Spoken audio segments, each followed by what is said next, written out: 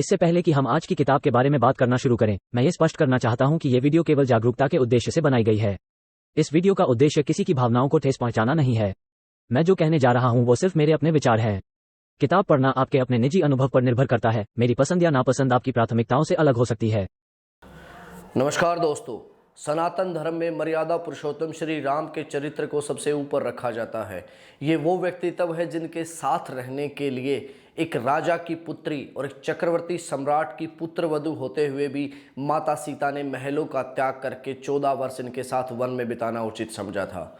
छोटे भाई लक्ष्मण ने अपना पारिवारिक सुख त्याग कर 14 वर्ष अपने भाई की सेवा में लगा दिए। दूसरे छोटे भाई भरत ने 14 वर्ष तक कौशल साम्राज्य जैसे विशाल साम्राज्य की लालसा ना रखते हुए अपने भाई की चरण पादुकाओं को सिंहासन पर रखकर शासन व्यवस्था को संभाला था।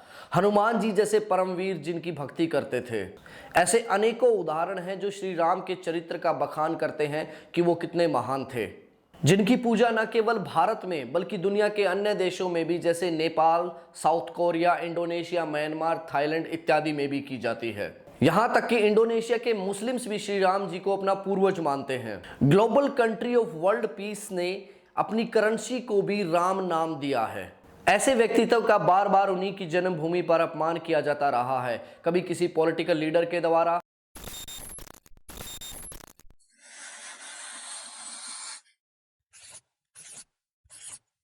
कभी बॉलीवुड के द्वारा, तो कभी किसी स्टैंड अप कॉमेडियन के द्वारा। लाइक मेरा पिया अगर है और Ram ji don't give fuck about your पिया।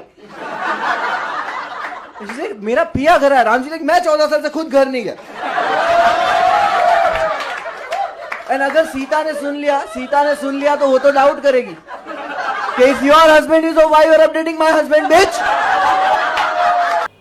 आज हम भी यहाँ पर एक ऐसी ही किताब का जिक्र करेंगे जो वैसे तो बेस्ट सेलर रही है। लाखों लोगों ने उस किताब को पसंद किया है। बहुत से फेमस सेलिब्रिटीज़ ने उस किताब और उसके लेखक की तारीफ भी की है।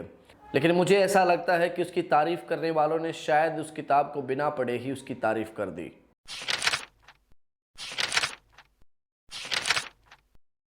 दोस्तों, 2015 में पब्लिश हुई 300 पेजों की ये किताब रामचंद्र श्रृंखला का पहला भाग है। वर्तमान में ये किताब 20 से ज़्यादा भाषाओं में उपलब्ध है। दोस्तों, वैसे तो ये किताब कमियों से भरी पड़ी है, फिर भी 10 वो सबसे बड़ी कमियां जो मुझे लगी मैं आपके साथ शेयर करता हूँ। दोस्तों, ये बात सभी जानते हैं कि भगवान राम के वनवास के पश्चात उनके पिता दशरथ ने उनके वियोग में अपने प्राण त्याग दिए थे। लेकिन अमीश जी की रामायण के अनुसार जिस दिन भगवान राम का जन्म होता है उस दिन राजा दशरथ अयोध्या में रावण से एक युद्ध हार जाते हैं, जिसके लिए वो पूरा जीवन राम को अशुभ मानते हैं।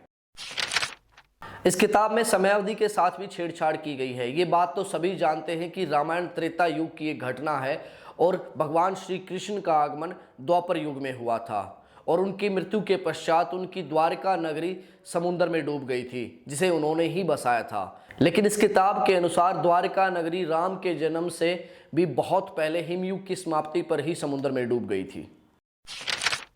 समयावधि के साथ दूसरी छेड़छाड़ ये की गई है कि रानी कैकेयी अपने बेटे भरत का नाम अपने पूर्वज सम्राट भरत के नाम पर रखती है।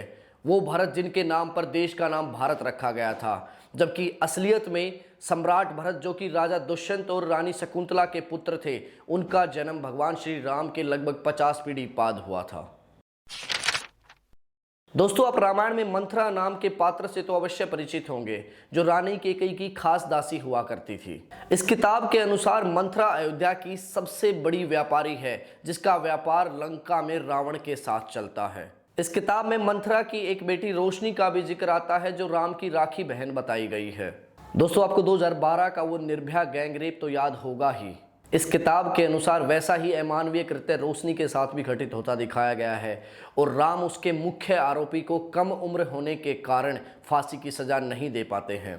दोस्तों, शायद लेखक इस रामायण को मॉडर्न बनाने के चक्कर में ये भूल गए हैं कि ये उस युग की बात कर रहे हैं जिस युग में माता सीता के हरण के लिए पूरी लंका जला दी गई थी। दोस्तों, गुरुकुल पद्धति में ब्रह्मचार्य के महत्व को लेकर आप भली भांति परिचित हैं, लेकिन इस किताब में 16 वर्ष की आयु में भरत को एक 20 वर्षीय किशोरी के साथ प्रेम प्रसंग करते दिखाया गया है और ये भी लिखा गया है कि ये किशोरी उसकी पहले वाली प्रेमिकाओं से अधिक अच्छी है। जरा सोच कर देखिए दोस्तों, गुरुकुल में 16 वर्ष की आयु में एक लड़का बहुत सारी प्रेमिकाएं बना चुका है और महर्षि वशिष्ठ के लिए उनके गुरुकुल में यह बहुत ही सामान्य है।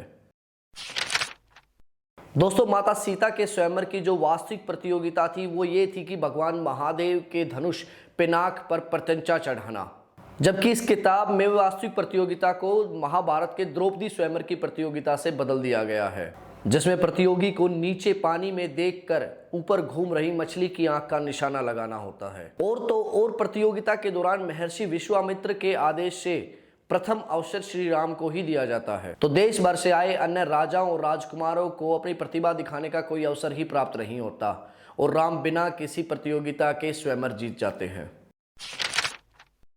दोस्तों, हमारी प्राचीन परंपराओं के अनुसार एक विवाहित स्त्री अपने पति को कभी भी उसके नाम से नहीं बुलाती है, लेकिन इस रामायण में तो विवाह के पश्चात भी माता सीता प्रभु श्री राम को उनके नाम से ही बुलाती हैं, सीधा राम कहकर। दोस्तों, आपको रामानंद सागर की रामायण का उद्देश्य तो याद ही होगा, जब भगवान राम सीता हरण के बाद उनके मिले हुए गहनों को लक्ष्मण को पहचानने के लिए कहते हैं। तो लक्ष्मण कहता है कि भैया मैंने तो भाभी के मुख पर कभी दृष्टि डाली ही नहीं, इसलिए उनके कुंडलों और बाजूबंद को मैं नहीं पहचानता। हाँ, प्रतिदिन उनके चरणों पर वंदना करने के कारण मैं उनके नूपुरों को पहचानता हूँ। ये निश्चय ही वो नूपुर है जो मेरी भाभी के चरणों की शोभा बढ़ाते हैं। लेकिन अमीश जी की रामायण में तो लक्ष्मण सीता को उनका हाथ पकड़कर कक्ष में जाने से रोकते हैं। जिस लक्ष्मण ने कभी अपनी माता समान भाभी के मुख पर दृष्टि नहीं डाली, वो उनका हाथ पकड़ने के बारे में सोच भी कैसे सकते हैं। दोस्तों, साल 2023 में रिलीज हुई आदि पुरुष मूवी के बारे में सभी जानते हैं कि उस मूवी को लोगों के द्वारा सबसे ज्यादा नापसंद किस चीज के लिए किया गया था, उसके डायलॉग्स के लिए। दोस्तों, जब बात हमारी प्राचीन सभ्यताओं की और संस्कृति की आती है तो भाषा का चयन बहुत सोच समझ कर करना होता है, लेकिन इस किताब में राजा दशरथ, भरत और लक्ष्मण के द्वारा प्रयोग में लाई गई भाषा कुछ और ही कहती है।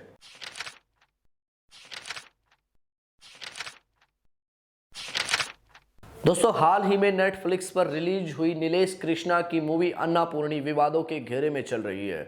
मूवी के एक सीन में फिल्म का हीरो अपनी हीरोइन से कहता है, वाल्मीकि ने रामायण में कहा है जब वनवास में भूख लगी थी तब राम, सीता और लक्ष्मण ने जानवरों को मारकर पकाकर खाया था। रामायण में भी लिखा है कि उन लोगों ने नॉन वेज खाया था। राम तो विष्णु जी का ही अवतार है ना। अब जरा वाल्मीकि रामायण के दूसरे कांड अयोध्या कांड के 54वें सर्ग के 16वें श्लोक को ध्यान से सुनिए। पित्रा नियुक्ता भगवन् प्रवेक्ष्यामस्तपोवनम् धर्ममेव चरिष्यामस्त्रमूलफ्लाशना। अर्थात भगवान, हम लोग पिताजी की आज्ञानुसार तपोवन में प्रवेश करेंगे और फल मूल खाते हुए धर्म का आचरण करेंगे।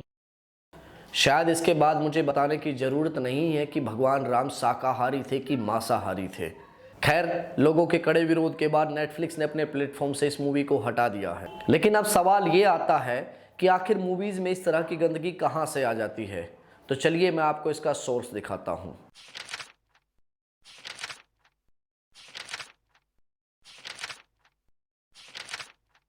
दोस्तों, ये वाल्मीकि रामायण नहीं है, ये अमीश जी की रामायण है, जिसकी पिछले 9 सालों में 60 लाख से ज्यादा कॉपीज बिक चुकी हैं। और अगर आप कहीं पर भी इसके रिव्यूज देखेंगे तो हर कोई इसकी तारीफ ही कर रहा है, क्योंकि लोगों को सच पता ही नहीं है। वो जो पढ़ रहे हैं वे उसी को सच मान रहे हैं। इसलिए सिर्फ फिल्मों का ही नहीं, हमारी संस्कृति और सभ्यता का इस कदर अपमान करने वाली बुक्स और उनके राइटर्स का भी बहिष्कार होना चाहिए। यहाँ पर मेरा सबसे बड़ा सवाल तो प्रधानमंत्री मोदी जी से है कि वर्तमान सरकार ने अन्नपूर्णी जैसी मूवी को तो बैन कर दिया, लेकिन सेम रीजन के साथ पब्लिश हुई इस किताब की तारीफ उन्होंने कैसे कर दी, जिसमें भगवान राम को मांसाहारी बताया गया है।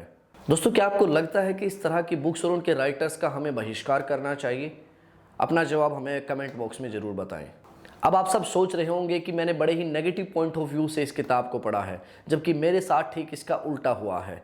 मैं इस किताब को पढ़ने के लिए बहुत ही पॉजिटिव एटीट्यूड के साथ एक्साइटेड था, और जब मैं इस किताब को खरीदने गया तो इस किताब का दूसरा भाग सीता भी साथ में ही खरीद कर लाया था। लेकिन जब इसे पढ़ा तो मेरी सारी पॉजिटिव एक्साइटमेंट नेगेटिविटी में चली गई। शायद लेखक हमें इसके जवाब में कुछ ऐसा भी कह सकते हैं, हमने रामायण नहीं बनाई है, हम रामायण से प्रेरित हैं। दोस्तों, देखा जाए तो आज भारत में 300 से भी ज़्यादा रामायण प्रचलन में है। वो सब एक जैसी नहीं है, उनमें काफ़ी कुछ अंतर पाया जाता है। लेकिन अगर आप वास्तविक रामायण जानना चाहते हैं, रामायण के बारे में सटीक जानकारी लेना चाहते हैं, तो आपको वाल्मीकि रामायण का अध्ययन करना चाहिए। वाल्मीकि रामायण आपको किसी भी नज़दीकी बुक शॉप पर मिल जाएगी या आप उसे ऑनलाइन भी ऑर्डर कर सकते हैं। इसका ऑनलाइन लिंक नीचे डिस्क्रिप्शन में दिया गया है। दोस्तों, अगर आप बुक्स पढ़ने के शौकीन हैं और इस तरह की और किताबों के बारे में जानना चाहते हैं तो जुड़े रहिए हमसे और किताब पढ़ना शुरू कीजिए। जय श्री राम।